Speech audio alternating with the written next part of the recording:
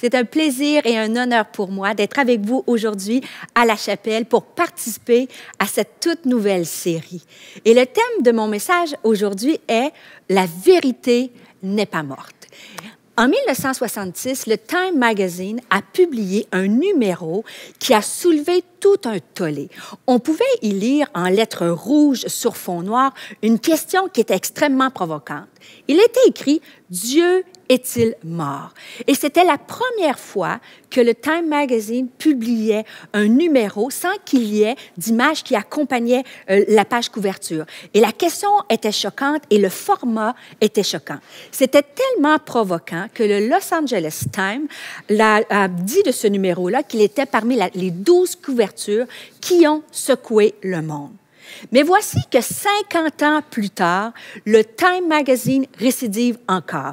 Mais cette fois-ci, ils ont changé la question, ils ont gardé le même format de couverture, une question provocante, écrite en rouge sur un fond noir, et cette question était « La vérité est-elle morte? » Et c'est là-dessus, c'est sur ce thème que nous allons étudier, nous allons regarder ensemble comment la vérité n'est pas morte. Mais cette question du Time Magazine faisait référence à tout ce que nous vivons aujourd'hui, tout ce qui se passe dans le monde, et particulièrement aux États-Unis, lorsqu'on parle de fausses nouvelles, de fake news, de légendes, de complots, de photomontages qui sont partagés à travers les réseaux sociaux de façon incroyable. Et j'ai lu un texte en étudiant ce message et ça disait « Les spécialistes des sciences sociales ont montré que la répétition d'une fausse déclaration, même en la contestant, augmente souvent le nombre de personnes qui y croient. » Et malheureusement, dans notre société aujourd'hui, il y a des déclarations qui sont postées et partagées qui vient qu'on ne sait plus comment distinguer le vrai du faux. On ne sait plus quelle est la vérité. Je vous donne quelques exemples, juste pour vous faire sourire un peu. Il y a une nouvelle qui a été partagée plus de 200 000 fois. Et cette nouvelle disait que sur votre tube de pâte dentifrice, si vous voyez ce rectangle rouge-là, ceci vous indique s'il y a des produits chimiques dans votre tube de pâte dentifrice. Et finalement, lorsqu'on creuse un peu, on trouve que ce rectangle-là n'est que juste un point de repère pour les chaînes de montage qui produisent le tube. Rien à voir avec le contenu du tube de pâte dentifrice. Et c'est comme ça à profusion. Je vous en lance un autre. Les pommes. Il y a été une nouvelle qui a été partagée encore des centaines de milliers de fois qui disait que les pommes sont enduites de cire toxique. Qu'en pensez-vous? Faux. Les pommes, et voilà, c'est subtil, les pommes sont enduites de cire, mais cette cire-là n'est pas toxique, elle est comestible. Je vous encourage quand même à laver vos pommes avant de les manger. Et en passant, parmi les légendes urbaines et les fausses nouvelles, j'aimerais vous dire que si vous cherchez un peu, vous allez découvrir que le corps de Walt Disney n'a jamais été congelé, mais il a été bel et bien incinéré en 1966. Et ces histoires paraissent crédibles à première vue, mais s'avèrent sans aucun fondement. Et c'est exactement le but de ce message, de regarder au fondement de la vérité. Et le Time Magazine, quand ils ont fait les deux couvertures, en disant « Dieu est-il mort? » et « La vérité est-elle morte? » il y avait une logique dans ces deux questions-là. Parce que lorsqu'on tue Dieu, on tue la vérité. Et à travers l'histoire de l'humanité, plusieurs personnes ont tenté de tuer Dieu et de tuer la vérité. Si on fait des recherches un peu, on constate, peut-être si vous avez étudié dans ce domaine-là, à l'école, en philo, le célèbre philosophe Nietzsche, en 1882, a dit « Dieu est mort ». Bien sûr, Nietzsche disait, en fait, ce qu'il voulait dire, c'est que tout ce qui est sacré, tout ce qui est intouchable, ce qui est représenté et incarné par Dieu, ce qu'il va appeler, lui, des valeurs, il va dire ces valeurs-là sont mortes. La vérité est morte. Il va dire que ces valeurs sont en crise et même en train de perdre leur statut de valeur, de norme, de référence. Lorsqu'on tue Dieu, on tue la vérité, on tue les valeurs. Aujourd'hui, on vit dans une société où la vérité absolue a été remplacée par une vérité qui est relative. Et vous avez entendu aussi bien que moi des gens qui vont vous dire « Ah, si c'est bon pour toi, c'est correct. Ah, si c'est bon pour moi, c'est correct. » Et des fois, on va ajouter « Si c'est bon pour Minou, c'est bon pour Pitou. » Il y a une question de vérité qui est rendue relative. C'est comme si on a personnalisé la vérité. Mais c'est impossible de personnaliser la vérité. Et c'est comme si la vérité était devenue comme sur un menu d'une chaîne de restauration. Vous regardez le menu et vous décidez de choisir cette vérité-là au lieu d'une autre. Comme si on peut commander la vérité. Mais juste avant de dire, je vais poser la question, mais qu'est-ce que la vérité? On va commencer par une définition simple qu'on retrouve dans le dictionnaire Larousse. Dans le dictionnaire Larousse, il est écrit que la vérité, c'est ce à quoi l'esprit peut et doit donner son assentiment. C'est l'idée, la proposition qui emporte l'assentiment, l'approbation, l'acceptation générale. Si on est honnête, tout le monde sait au plus profond de lui-même qu'il y a des vérités que nous ne pouvons pas nier. Nous avons, à l'intérieur de nos cœurs, certaines lois morales, des valeurs de bien et de mal. Et si vous n'en êtes pas convaincu, illustration bien rapide. En cette période pandémique où, je ne me souviens pas, moi, dans l'histoire de ma vie, où on a dû attendre ici au Canada pour rentrer dans un magasin où il a fallu faire la queue, la file. Et lorsqu'on attend dans cette file-là, et je veux juste vous essayer, vous allez voir qu'il y a des valeurs du bien et du mal dans notre société. Si vous êtes à la fin de la file et que les gens attendent depuis un certain temps, et particulièrement à moins 20 comme on le vit en ce moment, essayez, tentez de passer, vous êtes la dernière personne, de devancer tout le monde et d'entrer dans le magasin. Je suis convaincue qu'il y a des gens qui vont sortir de la queue, ils vont vous poignarder du regard et ils vont dire « ça, c'est mal, allez, retourne à l'arrière de la file ». Et c'est cette valeur-là morale. Et exemple, essayez en ce moment avec tout le port du masque obligatoire, essayez de rentrer chez Costco, pas de masque. Je ne vous mets pas au défi, mais vous allez voir que vous allez vous faire tout de suite intercepter, dire « allez mettre votre masque ». Mais si je vais un peu plus loin, nous avons dans notre cœur cette notion de bien ou de mal. Nous savons intrinsèquement qu'il existe des valeurs. Par exemple, tout le monde sait qu'abuser des enfants, c'est mal. Tout le monde sait que violer une femme, c'est mal. Tout le monde devrait savoir que discriminer des gens pour la couleur de leur peau, c'est mal. Mais bien que nous avons ces valeurs-là, ces notions, bien que la société a des règles morales, bien que nous avons dans notre cœur cette notion de bien ou de mal, si Dieu, j'aimerais vous poser la question, si Dieu n'a jamais existé, si on a tué Dieu, d'où viennent ses valeurs et ses vérités? S'il n'y a pas de Dieu, sur quoi nous nous fondons pour dire ce qui est bien ou ce qui est mal? S'il n'y a rien eu au début, au commencement de l'univers, s'il n'existe rien, d'où vient cette notion de bien et de mal? Il est difficile de définir le mal sans qu'il y ait quelques normes morales qui relèvent du bien. Par définition, on dit que le mal a été traditionnellement compris comme la perversion du bien. Je vous donne un exemple. Par exemple, la malhonnêteté est une perversion de l'honnêteté. Le mal implique une norme de ce qui est bien. Et un auteur extrêmement connu, l'auteur britannique C.S. Lewis, qui est celui qui a écrit les Chroniques de Narnia et plein d'autres ouvrages qui sont absolument exceptionnels, C.S. Lewis a écrit « Une règle n'a de sens qu'en ayant en perspective le concept de droiture. C'est-à-dire, il ne peut pas y avoir de mal que s'il existe en premier lieu du bien. Mais si Dieu n'existe pas, alors qu'est-ce que le bien? Si Dieu n'existe pas, qu'est-ce que le bien? Le bien devient inexistant. Les valeurs deviennent relatives. Et c'est pour ça que dans ces moments, et que nous avons pu vivre au cours de l'histoire, lorsqu'on perd la vérité de vue, lorsque le bien est enlevé de nos sociétés, il se produit des événements qui sont atroces, ignobles. Par exemple, tout ce qui s'est passé sous le régime nazi, où des centaines d'innocents ont été tués injustement. Et j'ai écrit, si Dieu est mort, je vais vous la lire encore, si Dieu est mort, la vérité est morte. Sans Dieu, la seule chose qui peut rendre une chose vraie ou non, malheureusement, c'est le pouvoir.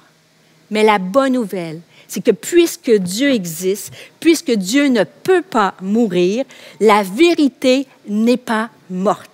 Et Jésus, Dieu, dans son grand amour, s'est incarné, a donné son Fils, a choisi son Fils afin qu'il puisse marcher sur cette terre pour incarner ce bien, incarner et nous enseigner le bien. Jésus, quand il est venu sur la terre, était 100% divin et 100% humain. Et il a incarné ce bien-là. Jésus, il est venu, il a incarné le bien en aimant tous ceux qui étaient rejetés. À travers les évangiles, vous pouvez lire à maintes reprises comment Jésus est à contre-courant dans sa société, comment il a pris soin à cette époque-là quand les femmes étaient rejetées. Il était près des femmes quand il y avait des gens qui étaient rejetés par leur maladie, des lépreux. Dans Matthieu, au chapitre 8, au verset 2 à 3, ça dit que Jésus, il y a un lépreux qui s'est approché de Jésus et tout le monde fuyait les lépreux. C'était la honte, c'était le rejet. Mais la Bible nous dit que Jésus s'est approché et il l'a touché. Jésus a incarné le bien en aimant tous ceux qui étaient rejetés. Jésus a incarné le bien en aimant ses ennemis et en nous enseignant d'aimer nos ennemis. Dans Matthieu, dans l'Évangile de Matthieu, au chapitre 5, il est écrit, je vais vous lire, versets 43-44, « Vous avez appris qu'il a été dit, tu aimeras ton prochain et tu détesteras ton ennemi. Mais moi, je vous dis, aimez vos ennemis, bénissez ceux qui vous maudissent, faites du bien à ceux qui vous détestent et priez pour ceux qui vous maltraitent. » Jésus a incarné et enseigné le bien en brisant toutes les discriminations entre les races, entre les statuts sociaux, entre les arrière-plans, entre les hommes et les femmes. Et c'est tellement beau. Dans un de mes passages favoris des Écritures, c'est Galates au chapitre 3, verset 28, où c'est écrit « Il n'y a plus ni juif ni non-juif, il n'y a plus ni esclave ni libre, il n'y a plus ni homme ni femme, car vous êtes tous un en Jésus-Christ. » Et ça, c'est la vérité que Jésus est venu nous apporter. Dieu a incarné le bien parce qu'il a donné sa vie pour nous. Jean a écrit dans son évangile, « Il n'y a pas de plus grand amour que de donner sa vie pour nos amis. » Et c'est exactement ce que la parole de Dieu nous parle de la vérité. J'ai dit, à travers l'histoire, il y a beaucoup de gens qui ont tenté de tuer Dieu et de tuer la vérité. J'aimerais rajouter, la science moderne a aussi tenté de tuer Dieu et de tuer la vérité. En particulier, la théorie de l'évolution de Darwin est encore utilisée aujourd'hui pour tenter de démontrer que l'apparition de la vie sur cette terre ne nécessitait aucun acte de création, mais qu'elle était le fruit du hasard et de la sélection naturelle. Cette théorie est utilisée par les athées pour nier, pour tuer l'existence de Dieu. Je vous repose la question. Si Dieu n'existe pas, d'où viennent les lois morales, les notions de bien et de mal? Quelles sont ces règles de bien et de mal d'où viennent ces règles de bien et de mal qui sont le fondement de notre existence? D'où viennent les lois morales? Et c'est la même chose, c'est le même principe. Si Dieu n'existe pas, d'où viennent les lois naturelles qui sont le fondement de l'univers? D'où viennent ces lois naturelles-là? D'où vient la gravité? D'où viennent les forces électromagnétiques? D'où viennent toutes ces lois-là qui sont nécessaires au fondement de l'univers et de notre présence dans celui-ci? Encore une fois, la vérité, c'est que malgré toutes les grandes avancées scientifiques, personne ne peut répondre à la question qui a créé ces lois naturelles-là. Et permettez-moi au passage de démystifier, de briser certaines fake news qui sont encore véhiculées aujourd'hui. Parmi les fausses nouvelles, il est important de dire que la théorie de l'évolution dans son intégralité, bien sûr certaines portions de sélection naturelle, mais fake news, la théorie de l'évolution n'a pas été prouvée, démontrée scientifiquement. Fake news aussi, la science aujourd'hui, encore en 2021, ne peut pas expliquer l'origine des lois naturelles et l'origine de l'univers. Autre fake news, la science ne peut pas expliquer l'origine de la soupe prébiotique, le passage du non-vivant au vivant. Vous savez, des fois, on apprend à l'université que nous savons, par des théories, comme j'ai dit, de soupe prébiotique ou de passage, que nous savons comment ça s'est passé. C'est une fake news. La vérité, c'est que nous ne savons pas l'origine de la vie. Et c'est pourquoi qu'en ce moment, il y a la mission Persévérance. Vous savez, on explore la planète Mars pour trouver quelque forme de vie, pour expliquer notre origine. C'est aussi une légende urbaine de penser que le christianisme est irrationnel. C'est pas vrai. On croit souvent dans les légendes urbaines qu'avoir la foi, que le christianisme, c'est basé sur une foi naïve, qui est simple, qui est incompatible avec l'intelligence, avec la science et avec la raison. C'est comme, il faut avoir la foi aveugle. C'est faux.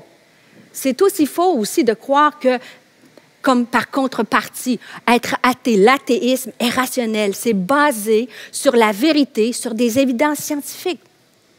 Vous savez, durant la pandémie, on a entendu une phrase plus que jamais auparavant. Ça dit, il faut écouter la science. Est-ce qu'on porte des masques? Il faut écouter la science. La science, j'aimerais vous dire que la science est en train de devenir le meilleur ami de Dieu. Et j'ai lu un texte qui était incroyable et qui disait « Dieu revient en force ». Et j'aimerais vous proposer cet ouvrage-là de Jean Stone. Et c'est fascinant. Vous pouvez le retrouver chez Renaud Bré. Jean Stone est un philosophe. C'est un diplômé, bien sûr. C'est un mathématicien. Il a travaillé dans toutes sortes de domaines scientifiques, mais il est philosophe scientifique, je dirais. Et Jean Stone a dit, la science peut amener à considérer la question de l'existence de Dieu sans qu'il soit nécessaire de recourir à quoi que ce soit de théologique, mais uniquement à des réflexions fondées sur nos connaissances scientifiques. Dieu revient en force. La science ne démontre pas Dieu. Par contre, dans les dernières avancées scientifiques, elle redonne une crédibilité au principe créateur. Et ça, ce n'est pas moi qui le dis non plus. Et c'est fascinant. Si vous aimez la lecture, je vous recommande ce livre-là, Notre existence a-t-elle un sens? Mais je vous recommande aussi le Dr. Tuan, et ça s'appelle Vertige du cosmos. Si vous aimez lire sur la science, c'est fascinant. Et cet homme-là n'est pas un croyant. Il pratique le bouddhisme, et c'est quand même c'est un homme d'une grande ampleur, c'est un physicien, un cosmologue, et imaginez dans ses temps libres, à l'aide du télescope Hubble, il a découvert une des galaxies les plus proches de nous. Et j'étais vraiment estomaquée lorsque j'ai lu ce livre-là, parce que Dr. Tuan a dit, si nous acceptons l'idée qu'il n'existe qu'un seul univers, le nôtre, nous devons postuler l'existence d'une cause première, l'existence d'un principe créateur qui a réglé d'emblée les lois de la physique et les conditions initiales pour l'apparition de la vie et de la conscience. Et ce qui Dr. Tuan est en train de dire, c'est que d'un point de vue uniquement scientifique, il est possible et sûr d'amener la pensée qu'il y a un acte de création derrière tout ce grand univers dans lequel nous habitons. Si vous n'êtes pas convaincu, Stephen Hawking, qui est décédé dans les dernières années, Stephen Hawking est connu pour être un athée, était un athée, et lui, il a écrit « On est envahi par une énorme impression d'ordre. Plus nous découvrons l'univers, plus nous découvrons qu'il est gouverné par des lois rationnelles, et la question demeure. Pourquoi l'univers existe-t-il alors? Si vous voulez, vous pouvez déterminer que Dieu est la réponse à cette question. » Alors que j'arrive à la fin de ce message et que nous avons parlé de vérité, j'aimerais vous dire que la vérité, que Dieu n'est pas mort et que la vérité n'est pas morte. Et il y a quelques années de cela, j'aime regarder toutes sortes d'images qui parlent de l'univers, de lire des livres ou des documents sur Internet. Et je suis tombée sur une photo de la NASA qui m'a particulièrement impactée. Et cette photo-là montrait une galaxie, la galaxie du tourbillon. Et imaginez, elle est à 31 millions d'années-lumière de nous.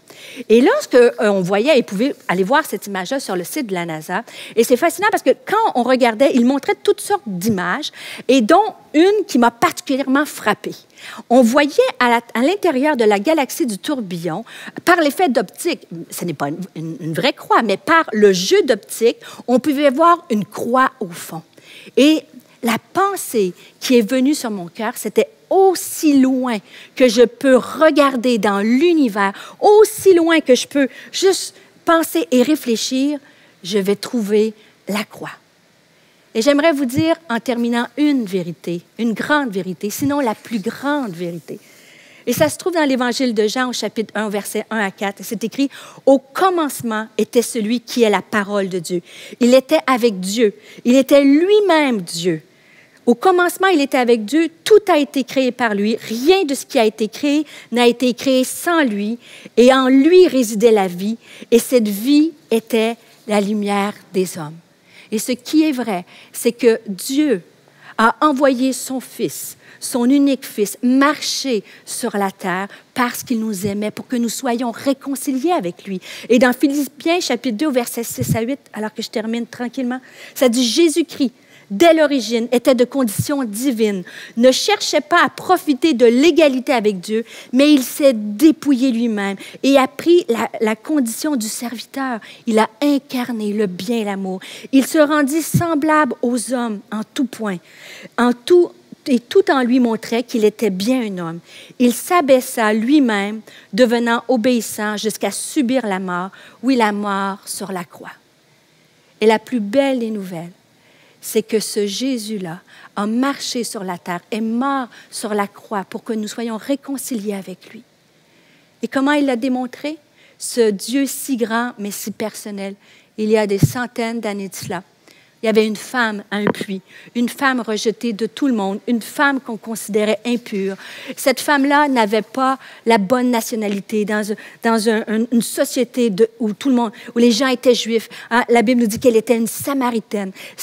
Elle n'avait pas le bon genre, elle était une femme, alors que à cette époque-là, les femmes étaient peu considérées, même on ne les saluait même pas sur la rue. Cette femme-là était dans la honte. Elle était seule au puits à midi parce que personne ne voulait être associé avec elle. La Bible nous dit qu'elle a eu plusieurs maris. Sûrement que cette femme a eu le cœur brisé pour en arriver là. Cette femme rejetée. Mais Jésus, seul, s'est approché d'elle alors qu'elle est au puits et qu'elle est en besoin et qu'elle a soif. Et Jésus va lui dire, hein, vous pouvez lire l'histoire dans l'Évangile de Jean, chapitre 4. Mais Jésus va dire à cette femme, j'ai une eau pour toi. J'ai une eau pour toi. Je sais, je vois qui tu es. Je connais ta souffrance. Jésus n'a pas eu honte. Jésus incarnait l'amour. Il lui a donné, il lui a parlé de cette vie éternelle-là. Et cette femme a dit, je veux cette eau. Donne-moi cette eau. Et c'est écrit, Jésus a dit, hein, celui qui boira de l'eau que je lui donnerai n'aura plus jamais soif. Bien plus, l'eau que je lui donnerai deviendra en lui une source intarissable qui jaillira jusqu'à la vie éternelle. Maître, lui dit alors la femme, donne-moi cette eau-là pour que je n'ai plus jamais soif. Aujourd'hui, j'aimerais te poser cette même question, alors que nous avons démontré que la vérité n'est pas morte, que si nous tuons Dieu, nous tuons la vérité. Mais avec Dieu, toutes les lois morales, les lois naturelles, les lois physiques prennent un sens. Et la plus grande des vérités, c'est que Dieu s'est incarné en homme par amour pour nous donner cette eau vive qui va jaillir et que nous puissions avoir la vie éternelle. Juste en concluant, prier pour vous et te demander là où tu es, peut-être dans ton salon, à la maison, peu importe, laisse les choses de côté. Est-ce que tu es comme cette femme? Tu as besoin que Jésus vienne te donner cette eau. Peut-être que tu es face à l'anxiété, des soucis financiers, à de l'insomnie, peut-être des défis familiaux, des défis dans ton mariage, des défis. Jésus est ici, la vérité est ici. Le bien, l'amour est ici pour venir te toucher. Alors, j'aimerais juste qu'on puisse juste fermer les yeux. J'aimerais prier avec toi là où tu es. Seigneur, je te remercie pour chaque homme, chaque femme qui écoute ce message. Alors que nous avons parlé de la vérité, tu vois, tu connais toutes les vérités du cœur. Et je te prie que tu viennes donner ta présence, cette eau vive, que tu viennes fortifier, consoler, toi qui es 100% divin et 100% humain pour comprendre nos peurs, nos anxiétés, nos craintes, nos dépressions, nos défis. Tu viens dans ce lieu. Viens, Seigneur, inonder, viens toucher, Seigneur. Je te prie que tu viennes prendre ces hommes, ces femmes individuellement dans tes bras d'amour, qu'ils puissent se sentir aimés, non rejetés, acceptés, libérés, Seigneur. Je te dis merci. Merci pour qui tu es. Merci parce que nous avons accès à ta présence aujourd'hui, à ta consolation et à cette eau vive. Et merci parce que tu es la vérité et la vérité ne meurt pas. Alors, je vous souhaite une merveilleuse journée.